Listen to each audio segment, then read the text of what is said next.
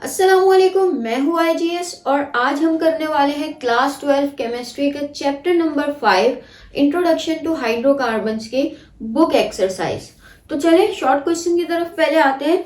हमारे पास पहला क्वेश्चन है, give the difference between aliphatic and aromatic hydrocarbon. एक सब्जेक्टिव क्वेश्चन है, इसको वर्बली मैं आपको बता दूं कि हमारे पास क्या है क्वेश्चन कि आपने एलिफेटिक और एरोमेटिक हाइड्रोकार्बन में डिफरेंस बताना है। तो ये डिफरेंस जो है वो मैं आपको यहाँ पर ये बता दूं कि सबसे पहली बात कि ये जो हमारे पास एलिफेटिक हाइड्रोकार्बन्स होते हैं ये हमारे पास स्ट्रेट चेन्स भी होते हैं, साइक्लिक भी होते हैं, नॉन साइक्लिक भी होते हैं, यानी हमारे पास जो है वो ब्रांच भी होते हैं। इसके अलावा नॉन एरोमेटिक होते हैं। जबकि जब हम बात करते हैं एरोमेटिक हाइड्रोकार्बन्स की तो ये वो होते हैं जो कि एक रिंग स्ट्रक्चर में मौजूद होते हैं, जिनमें रिंग स्ट्रक्चर पाया जाता है। यानी कि यूं भी कह लें आप कि रिंग स्ट्रक्चर 6 कार्बन एटम की रिंग पर होते हैं। फिर हमारे पास ये वाजह है कि एरोमेटिक हाइड्रोकार्बन्स वो होते हैं जिनमें फ्रेग्रेंस होती है, यानी जिनकी कोई ऑर्डर होती है, इनकी गुड स्मेल होती है। जबकि हमारे पास जो है एलिफेटिक की जो है वो गुड ऑर्डर नहीं होती या प्लेजेंट ऑर्डर नहीं होती, ठीक है, यानी स्मेल। फिर इसके बाद हमारे पास जो कार्बन टू हाइड्रोजन रेशियो है वो हाई होता है, क्योंकि हर कार्बन के साथ हाइड्रोजन जुड़ी हुई होती है। जबकि एरोमेटिक में हमारे पास ऑल्टरनेट डबल बॉन्ड मौजूद होता है, जिसकी वजह से हाइड्रोजन का रेशियो खुद ब खुद कम हो जाता है, ठीक है भाई। इसके अलावा अगर हम इसके फ्लेम टेस्ट की बात करें तो हमारे पास ये नॉन सूटी फ्लेम्स के साथ बर्न होता है, कौन? एलिफेटिक। जबकि एरोमेटिक हमारे पास जो है वो सूटी फ्लेम्स के साथ जो है वो बर्न होता है। इसके अलावा some are saturated while other are unsaturated, और एरोमेटिक हमारे पास जो है अनसैचुरेटेड होते हैं। देखिए एलिफेटिक में हमारे पास अल्कीन भी आ जाते हैं, तो इसलिए उसमें अनसैचुरेटेड भी होते हैं, सैचुरेटेड भी होते हैं। जबकि एरोमेटिक में होते ही डबल बॉन्ड जरूरी है, तो इसलिए उसमें अनसैचुरेशन ही होगी। फिर there are no delocalize pi electron, कोई डी लोकलाइज पाई इलेक्ट्रॉन नहीं होता एलिफेटिक में। जबकि एरोमेटिक की तो मेन पहचान ही हमारे पास पाई इलेक्ट्रॉन्स है कि इनमें पाई इलेक्ट्रॉन्स मौजूद होते हैं, ठीक है भाई। चलिए हम बात करते हैं अपने दूसरे क्वेश्चन की, जो कि हमारे पास है, complete the following reaction and name the major product formed in each reaction. Sorry, ये तीसरा क्वेश्चन है। दूसरा क्वेश्चन है, give the mechanism of free radical reaction between methane and chlorine in the presence of sunlight. Sunlight की मौजूदगी में हमारे पास जो फ्री रेडिकल बनता है, किसका? रिएक्शन बिटवीन फ्री रेडिकल और मीथेन का जो रिएक्शन होता है उसको बताना है। थोड़ा सा मैं उसको भी यहाँ पर डिस्कस कर दूं कि होता ये है, फ्री रेडिकल हमारे पास हेलोजन का बनता है। हेलोजन, क्लोरीन, ब्रोमीन, आयोडीन कुछ भी हो सकता है। क्लोरीन लेते हैं यहाँ पे हम। क्लोरीन के आपको पता है 2 मॉलिक्यूल्स होते हैं, ठीक है, और ये दोनों के दोनों किस तरह जुड़े हुए होते हैं? ये हमारे पास म्यूचुअल शेयरिंग के थ्रू जुड़े हुए होते हैं। म्यूचुअल शेयरिंग है यानी कि नॉन पोलर बॉन्ड है, इसका मतलब कि इनको तोड़ना बहुत मुश्किल है, ठीक है। लेकिन ऐसी कौन सी चीज है जिसको तोड़ा नहीं जा सकता? तो इनको भी तोड़ने के लिए यूवी रेज होती हैं। यूवी रेज क्या करती हैं? अल्ट्रावायलेट रेज इनको तोड़ देती हैं, और जैसे ही ये तोड़ते हैं ये हमारे पास फ्री रेडिकल्स बन जाते हैं। ये क्लोरीन के 2 फ्री रेडिकल्स। और ये भी मैं आपको बता दूं, फ्री रेडिकल्स जो होते हैं हाईली अट्रैक्टिव होते हैं, यानी कि ये हमारे पास फौरी तौर पर रिएक्शन करने को होते हैं। और फिर जब हम बात करते हैं किस चीज की कि ये हमारे पास किस तरीके से रिएक्शन देंगे, तो भाई अब बात करते हैं मीथेन। मीथेन भी अपनी जिंदगी में खुश है। एक कार्बन के साथ 4 हाइड्रोजन, आपको पता है कार्बन को 4 हाइड्रोजन रखने की इजाजत है, तो बेसिकली ये उसमें खुश होता है। अब हुआ ये कि आपको ये भी बता दूं कि जब ये क्लोरीन रेडिकल से टकराता है, क्लोरीन रेडिकल है ना, इतना अट्रैक्टिव होता है, ये बॉन्ड को तोड़ देता है, और हाइड्रोजन को तो ये यूं निकालता है बाहर, ठीक है, और हाइड्रोजन की जगह ले लेता है। तो ये क्या करेगा कि अच्छा, एक तो क्लोरीन, 2 क्लोरीन अलग हो गई, ठीक है, आपस में जुड़ी हुई थी, म्यूचुअल शेयरिंग थी, अंडरस्टैंडिंग थी, टूट गई। अब टूट गई तो दोनों में फिर ये होता है कि यार हमने अपना अलग अलग पार्टनर जो है वो चूज करना है। तो सबसे पहली एक इलेक्ट्रॉन इधर के हाइड्रोजन पर अटैक करती है और अटैक करते ही ये हमारे पास क्या बनता है, ये हमारे पास बेसिकली क्या बना देती है, HCl। ठीक है, अब जैसे ही एक क्लोरीन हाइड्रोजन पर अटैक करेगी और हाइड्रोजन को जो है वो अपने साथ मिलाकर हाइड्रोक्लोरिक एसिड बना लेगी, दूसरी क्लोरीन को भी यही होगा कि यार ये क्या बात हुई, वो फिर बचे कुचे जो रिमेनिंग इसका होगा CH3, उसके साथ रिएक्ट करके CH3 क्लोरीन बनाएगी। समझ में आ रही है बात? CH3 क्लोरीन, जिसे हम कहते हैं मिथाइल क्लोराइड भी कह सकते हैं, क्लोरोमीथेन भी कह सकते हैं, क्लोरोमीथेन भी कह सकते हैं, मिथाइल क्लोराइड भी कह सकते हैं। ठीक है भाई, अब यही रिएक्शन दूसरी दफा होगा। अब की बार है मेरे पास ये CH3, यानी कि ये रिएक्शन कब तक चलता रहता है, रिएक्शन तब तक चलता रहता है जब तक क्लोरीन बाकी है। ठीक है, यहाँ ये बेसिकली इस तरीके से लिखते हैं, ये ओवरऑल मैकेनिज्म लिख रही हूं मैं, हो क्या रहा है वो बता दिया। फिर ये क्लोरीन के साथ आपस में मिले, फिर वही होगा, क्लोरीन टूटेगी, एक क्लोरीन जो है वो हाइड्रोजन पर हमला करेगी, तो ये हो जाएगा क्या चीज, HCl बन जाएगा। और दूसरी क्लोरीन, क्योंकि एक हाइड्रोजन निकल गई, वो जो CH2Cl बचा था, दूसरी क्लोरीन उसके साथ मिल जाएगी। पहले इस स्ट्रक्चर में एक क्लोरीन थी, अब 2 हो गई। ठीक है, इस तरह करके हमारे पास जो है वो तीसरा रिएक्शन भी होगा। तीसरा रिएक्शन मैं यहाँ पर बता दूं, अब हमारे पास है CH2Cl2 प्लस क्लोरीन, वही चीज होगी, HCl बनेगा। इसने एक और हाइड्रोजन निकाल ली, जबकि यहां पर बच गया CHCl3।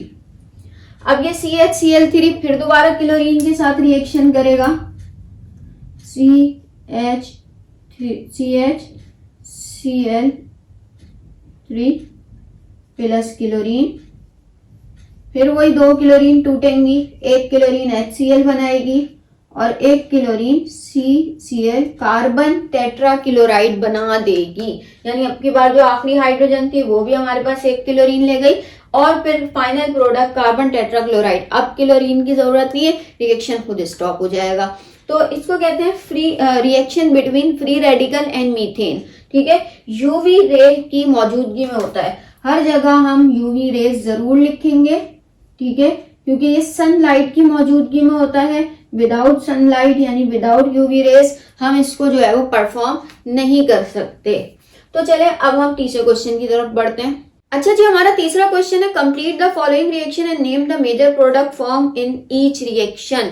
आपने जो है वो कंप्लीट करना है रिएक्शन को और बताना है, नेम देना है उस मेजर प्रोडक्ट का, यानी वो मेजर प्रोडक्ट जो कि इस रिएक्शन में बनी है। ठीक है, पहले रिएक्शन पर आते हैं। हमारे पास है C2H5OH, जिसे हम कहते हैं इथेनॉल। इथाइल अल्कोहल भी कह सकते हैं, इथेनॉल भी। अल्कोहल कैसे पहचाना, OH के साथ, और इसे इथाइल बोलते हैं। इथाइल अल्कोहल में को जब sulphuric acid as a catalyst use हुआ है, ठीक है, सल्फ्यूरिक एसिड की मौजूदगी में, और 170 डिग्री सेंटीग्रेड पर हम जो है वो रिएक्ट करवाते हैं, यानी कि इसको इस मीडियम से गुजारते हैं, हम यूं कह सकते हैं। तो क्या होता है, देखिए सल्फ्यूरिक एसिड अमूमन डिहाइड्रेटिंग रिएजेंट है। डिहाइड्रेटिंग रिएजेंट ये किसी भी मॉलिक्यूल से पानी को बाहर निकाल देता है। ठीक है, अब अगर इथाइल अल्कोहल में से पानी बाहर निकल जाएगा, पानी किसे कहते हैं, H2O को, 2 हाइड्रोजन 1 ऑक्सीजन, 1 ऑक्सीजन 2 हाइड्रोजन, यानी अब क्या बचेगा, C2H4, and C2H4 is the formula of ethene. तो basically it is a reaction of formation of ethene. तो इथीन बन जाएगा CH2 डबल बॉन्ड CH2, और ये जो मेजर प्रोडक्ट है ये हमारे पास कहलाएगी इथीन। तो इस रिएक्शन को प्रिपरेशन ऑफ इथीन के लिए भी इस्तेमाल किया जाता है बाय अल्कोहल। अल्कोहल से इथीन कैसे बनती है, we just pass ethyl alcohol in the medium of sulphuric acid at the 170 degree centigrade. ठीक है, तो हमारे पास जो है वो इथीन बन जाती है। चलिए दूसरे रिएक्शन की तरफ आते हैं। दूसरा रिएक्शन है इथाइल ब्रोमाइड। ठीक है, C2H5 आपकी बात ब्रोमाइड है। और ये जब हमारे पास KOH यानी कि एक अल्कलाइन से मिलता है तो हमारे पास क्या होता है, जबकि हमारे पास कैटेलिस्ट यानी अल्कोहल मीडियम होगा और थोड़ी सी हीट होगी। ऐसे में मैं आपको बता दूं कि हमारे पास जब एक अल्कलाइन मीडियम के साथ हमारे पास अल्काइल हैलाइड मिलता है। अल्काइल हैलाइड क्या है, क्योंकि अल्काइल हैलाइड हुआ ना, हैलोजन साथ है इसके, तो होता यह है कि वो जो अल्कलाइन है यानी जो हमारा बेस है, उस बेस का जो पॉजिटिव चार्ज है वो हैलोजन के साथ अट्रैक्ट करता है, और जो OH है वो दूसरे से क्या लेता है, हाइड्रोजन लेता है, वाटर अलग हो जाता है। चलिए पहले इसको देख लेते हैं। सबसे पहले तो मैं आपको बता दूं, यहां पर KBr बनेगा क्योंकि वने ग्रुप का मेंबर है पोटेशियम, पोटेशियम हो या सोडियम, ठीक है, क्लोरीन हो या ब्रोमीन, ये दोनों आपस में रिएक्शन करते हैं, ठीक है। बाकी हमारे पास H2O, और वो H2O कहां से आया, एक OH तो यहां से आ गया, एक हाइड्रोजन यहां से आ गया। अब इसकी ब्रोमीन भी निकल गई, एक हाइड्रोजन भी निकल गई, तो बचा क्या बेचारे के पास, 2 कार्बन 2 हाइड्रोजन। और 2 कार्बन 2 हाइड्रोजन आपस में मिलकर क्या बनाते हैं, बेसिकली इथीन ही बनाते हैं। तो इसमें भी ये बना इथीन, वाटर, और ये बना पोटेशियम ब्रोमाइड।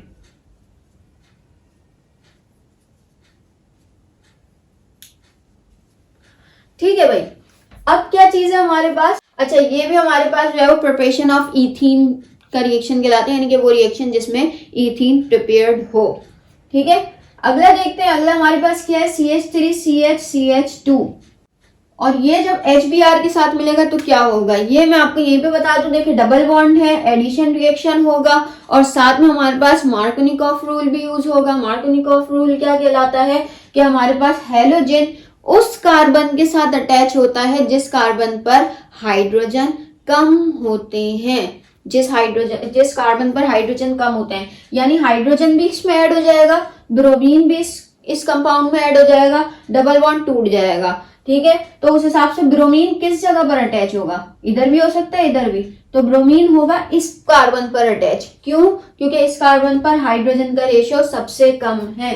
तो यहां पर जो रिएक्शन होगा ये होगा CH3CH, और ये ब्रोमीन आ गई, नीचे लिख देती हूं मैं, ब्रोमीन इस पर ऐड हो जाएगी, और इस पर CH2 था, CH3 हो जाएगा, क्योंकि वो जो एक हाइड्रोजन है वो इस पर आकर अटैच हुआ है, तो ये आ जाएगा CH3। ठीक है भाई, लास्ट रिएक्शन देख लेते हैं, CH2 और ये ओजोन के साथ रिएक्ट करेगा तो क्या होगा, ये डबल स्टेप रिएक्शन है।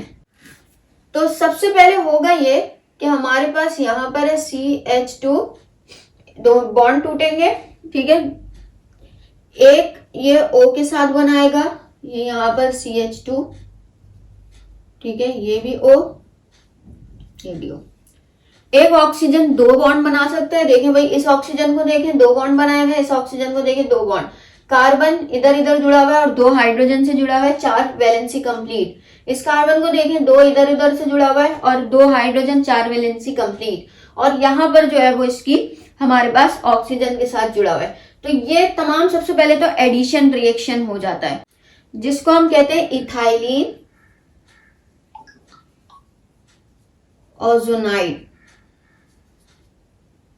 ठीक है, अब क्या होता है, ये इथाइल ओजोनाइड जिंक से मिलता है 100 डिग्री सेंटीग्रेड पर। जिंक कैटलिस्ट ले लें, या हमारे पास जो है वो कुछ ले लें कि जो हमारे पास जिंक है ऐसा जो है वो कैटलिस्ट हमारे पास यूज होता है। तो यहां से ये मटेरियल टूटता है और यहां से ये मटेरियल टूटता है, यानी CH2O किस तरीके से, फॉर्मल्डिहाइड बनता है, हाइड्रोजन हाइड्रोजन, तो 2 मॉलिक्यूल बन जाएंगे इसके, CH2O, तो 2 मॉलिक्यूल इसके बन गए, ये कहलाता है फॉर्मल्डिहाइड।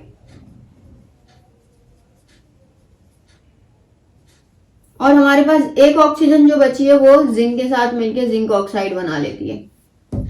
ठीक है, अच्छा इसका नाम रह गया बीच में, ये हमारे पास इसको आप 2 ब्रोमो सॉरी, क्योंकि 2 ब्रोमो प्रोपेन कह सकते हैं, 2 ब्रोमो प्रोपेन। ठीक है भाई, अब क्वेश्चन नंबर 4 की तरफ आते हैं। क्वेश्चन नंबर 4 क्या कहता है, define a chiral carbon. Chiral carbon क्या होता है मैं ये आपको बता दूं। देखिए भाई, हमारे पास एक मॉलिक्यूल है, जैसे फर्स्ट के तौर पे आप ले लें मीथेन, सी, एक कार्बन के साथ 4 हाइड्रोजन है। चले एक और ले लें, वो हमारे पास क्या है, एक कार्बन है CH3, जिसे हम मिथाइल ब्रोमाइड कह लें, CH3Br, ये है CH4। अगर आप देखें तो इस कार्बन में चारों एटम हाइड्रोजन से जुड़े हुए हैं, और इस कार्बन में हमारे पास तीन हाइड्रोजन के साथ है, एक ब्रोमीन के साथ है। ठीक है, तो अब ये बेसिकली हमारे पास क्या है, कायरल कार्बन कहते हैं जब हमारे पास एक कार्बन 4 अलग अलग मॉलिक्यूल्स के साथ जुड़ा हुआ हो। यानी एक तरफ हाइड्रोजन है, एक तरफ फर्स्ट के तौर पे अमाइन ग्रुप है, एक तरफ कार्बोक्सिलिक एसिड ग्रुप है, और एक तरफ आप लगा लें CH3 है। तो ये चारों के चारों अलग कार्बन है, तो उस कार्बन को हम बोलते हैं कायरल कार्बन। कायरल कार्बन, ठीक है। The carbon, the central carbon और the carbon which is attached to 4 different group is called chiral carbon and the phenomena is called chirality. ठीक है भाई, अगले क्वेश्चन की तरफ आते हैं। क्वेश्चन नंबर 5 है, right the equation with all required condition for the reaction of benzene with the following. हमें बेंजीन के साथ जो 4 हमें दिए हुए हैं उनका रिएक्शन कराना है विद ऑल रिक्वायर्ड कंडीशन। जो भी कैटालिस्ट की जरूरत पड़ती है, जो भी हमारे पास जो है वो इसमें एटमॉस्फेरिक प्रेशर वगैरह चाहिए होगा, या हमारे पास जो है वो टेम्परेचर चाहिए होगा, सब हमें बताना है, और बताने के बाद जो है वो इक्वेशन लिखनी है। सबसे पहले इन्होंने कहा है कि भाई हाइड्रोजन के साथ बता दें। ठीक है, तो हाइड्रोजन के साथ बताने के लिए मैं आपको ये बता दूं कि बेंजीन जब कभी भी हाइड्रोजन के साथ, पहले तो बेंजीन का एक स्ट्रक्चर जो ओपन स्ट्रक्चर होता है वो मैं आपको बता दूं ताकि आपको थोड़ा सा इत्मीनान हो जाए क्या चीज है। CH CH CH CH CH CH and alternate double bonds। ठीक है भाई, ये इस तरीके से है। तो हम इसको जो ये ओपन स्ट्रक्चर है, इसको क्लोज फॉर्म में हम इस तरह लिखते हैं, जो कि हमारे पास कैक्यूल ने बताया था, जिसे हम मॉडर्न बेंजीन स्ट्रक्चर कहते हैं। बीच में एक रिंग बना देते हैं, क्योंकि ऑल्टरनेट होता है ना, ऑल्टरनेट का मतलब है यहाँ यहाँ और यहाँ भी हो सकता है, तो हम इसे रिंग से शो कर देते हैं। तो ये जब हाइड्रोजन के साथ मिलता है तो तकरीबन हमारे पास 6 हाइड्रोजन आती है रिएक्शन में।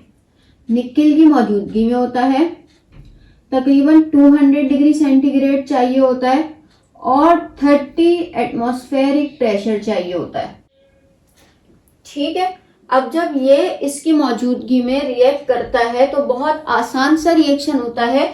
3 2 6, 6 हाइड्रोजन है, 6 कार्बन के साथ चली जाती है एक, तो ये रिएक्शन बन जाता है कुछ यूं,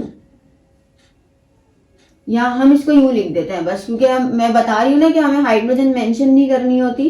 अरे यार,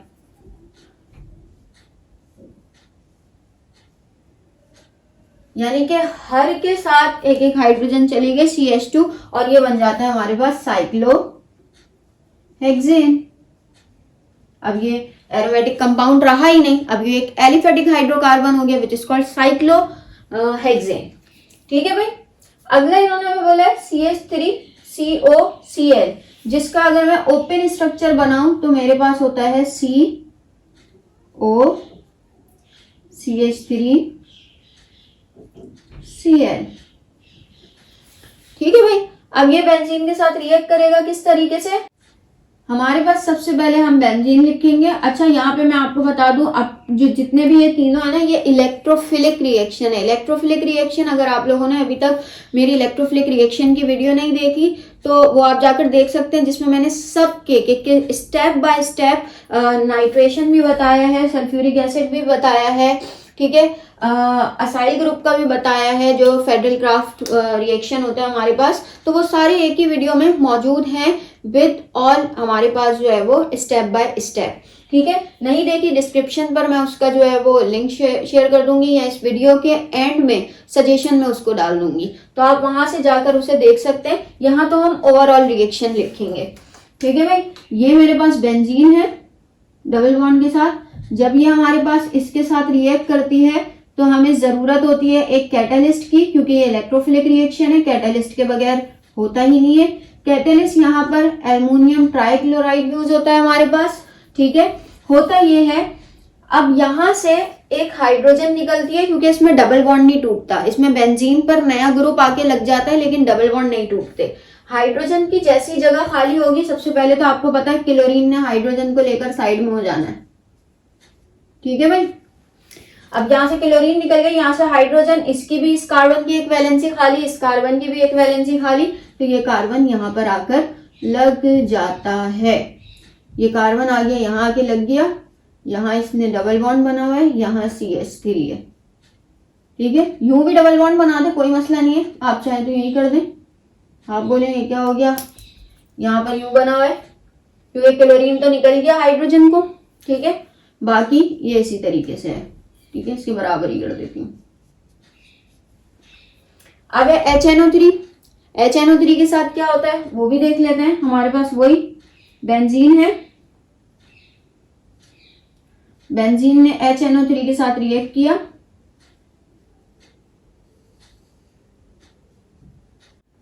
इन the presence of H2SO4 as a catalyst.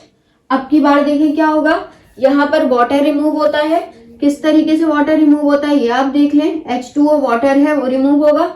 And की प्रोडक्ट याद रख लेंगे, तो जो प्रोडक्ट बनेगी उसको याद करना बहुत आसान होगा। एक ऑक्सीजन यहां से, एक हाइड्रोजन यहां से, तो इसके पास क्या बचेगा, NO2, ठीक है। और एक हाइड्रोजन को यहां से निकलना ही होता है, तो एक हाइड्रोजन यहां से निकली, एक इसके स्ट्रक्चर से निकली, एक ऑक्सीजन इसके स्ट्रक्चर से निकली। अब क्या बचा हमारे पास, बेंजीन है, जिसके पास एक हाइड्रोजन यहां नहीं है, जिसकी वजह से NO2 यहां आके लग जाएगा, क्योंकि इसके पास सिर्फ NO2 बचा है, ठीक है। This is called nitrobenzene.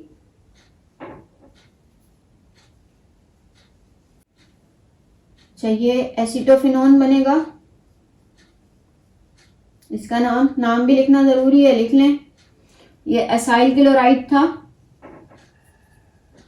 जिससे हमें एसिटोफिनोन मिला है। सल्फ्यूरिक एसिड का देख लेते हैं। सल्फ्यूरिक एसिड के साथ रिएक्ट करती है ये,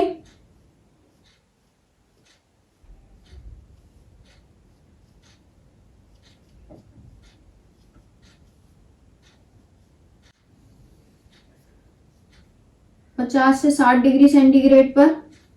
अच्छा, अब की बार देखिए वही चीज है, वाटर फॉर्म होगा H2O, और वो H2O कैसे निकलेगा ये भी देखें।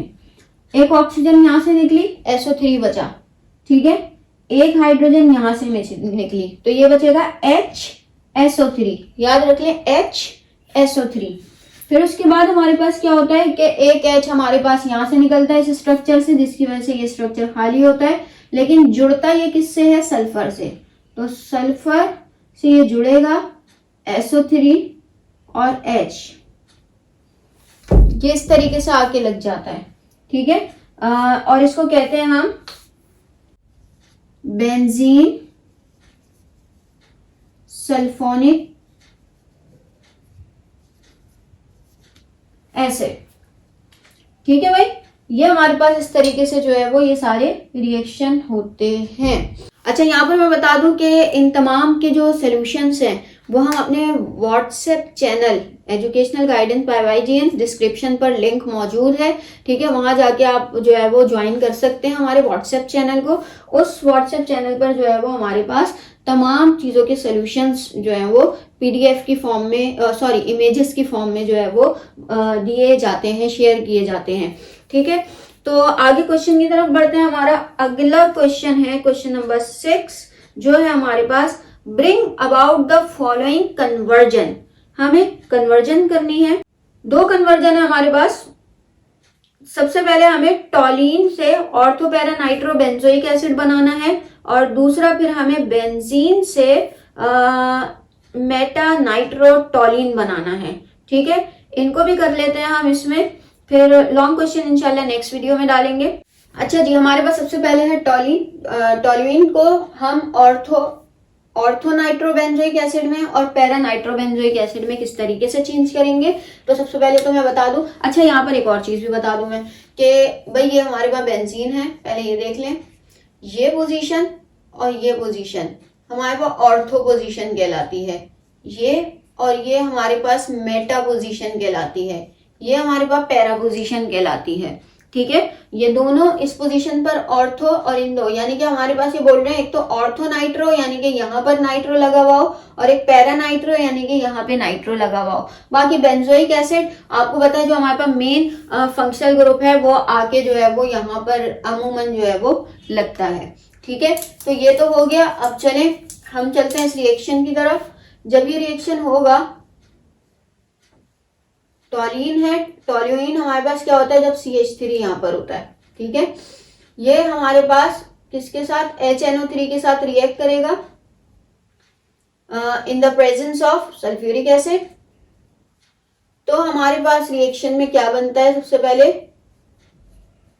हमारे पास बनता है ऑर्थो नाइट्रो बेंजोइक एसिड भी बन सकता है, सॉरी पहले तो ये टोलिन बनेगा, अच्छा ये वैसे ही होगा, और हमारे पास एक दूसरा जो है वो ये पैरा पोजीशन पर भी आके लग सकता है, नाइट्रो। ठीक है, फिर क्या होता है, फिर ये हमारे पास KMNO4 की मौजूदगी में, which is as a catalyst है।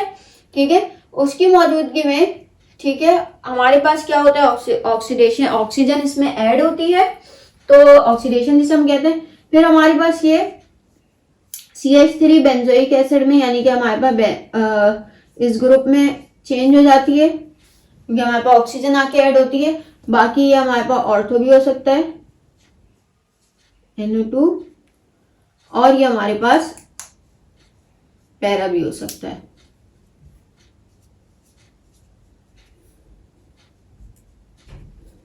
Which is called ortho nitrobenzoic acid, para nitrobenzoic acid. दूसरा हमारे पास बेंजीन टू M नाइट्रोटोलुइन। ठीक है, ये बेंजीन है,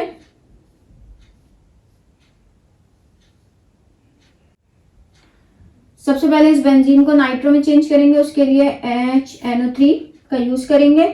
वही चीज होगी, इलेक्ट्रोफिलिक रिएक्शन सल्फ्यूरिक एसिड की मौजूदगी में होता है। तो यहां पर तो ये होगा कि ये नाइट्रोबेंजीन बन जाएगी NO2। ठीक है, और साथ में हमारे पास क्या होता है, H2O निकल जाता है बाहर। दूसरे स्टेप में क्या होगा हमारे पास कि ये जो नाइट्रोबेंजीन है ये मिलेगा CH3 Cl के साथ इन the presence of aluminium chloride, trichloride, जिससे हमें एक तरीके से क्लोरीन तो हाइड्रोजन के साथ जाएगी, और ये जो CH3 ग्रुप है, ये CH3 ग्रुप आके लग जाएगा मेटा पोजीशन पर। तो ये हो गया,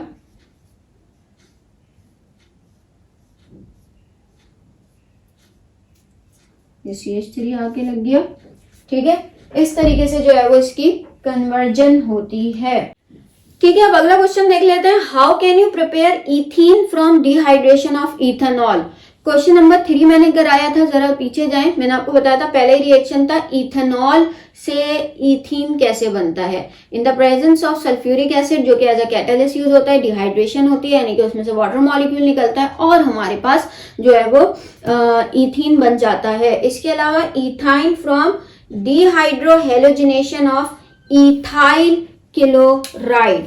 देख लेते हैं, ethyl chloride CH3 CH2 Cl, ये सबसे पहले KOH के साथ रिएक्ट करेगा, KOH के साथ रिएक्ट करके ये सबसे पहले इथीन बनाएगा, CH2 डबल बॉन्ड CH2।